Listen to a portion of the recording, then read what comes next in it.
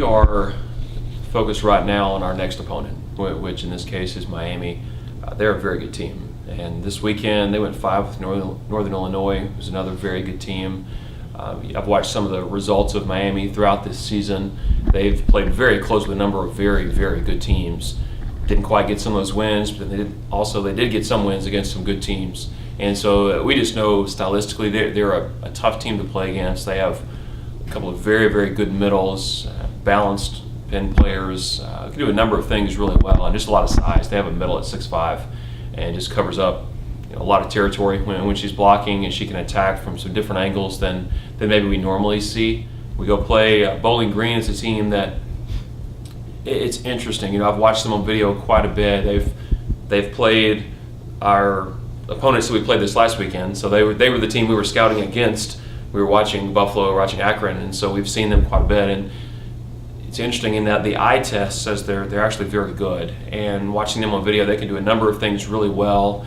Buffalo had a hard time containing them because they ran their offense pretty quickly to the outside, and they've just been a little on the short end of the stick, if you want to call it that, when it comes on the scoreboard. But we know at any time they're playing better. One of their star players was out for a while, just now gotten back in. So they're starting to go in the right direction. It hasn't necessarily shown up on the scoreboard, but they're starting to play better volleyball. So we're expecting a good match against Bowling Green as well. I've learned a lot about it in the last few months. It's certainly an important game.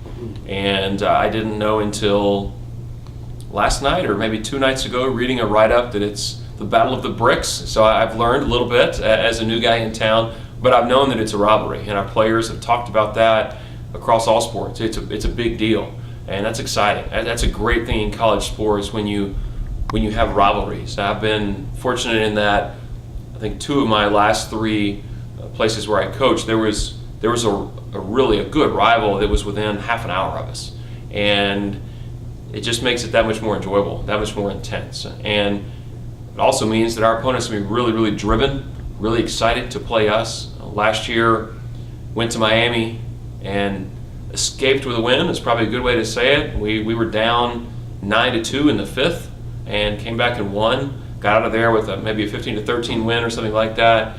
It's a tough place to play. Again, Northern Illinois went in there this last weekend and escaped with a win, 15-13 in the 5th. So we know they're going to be good. We know it's an important game for a lot of people.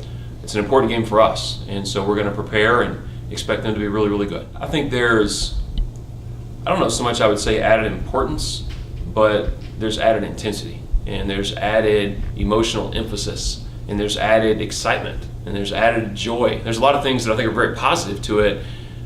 When it's over, it's either a win in conference or it's a loss in conference that is going to matter in our conference standings. And so will we say down the road it's more or less important? It's a conference match. But it's great to have a rivalry. It's great to have a game that you get extra invested in and know that your opponents will be extra invested in that match. It's just a great environment, and that's one of the great things in college sports.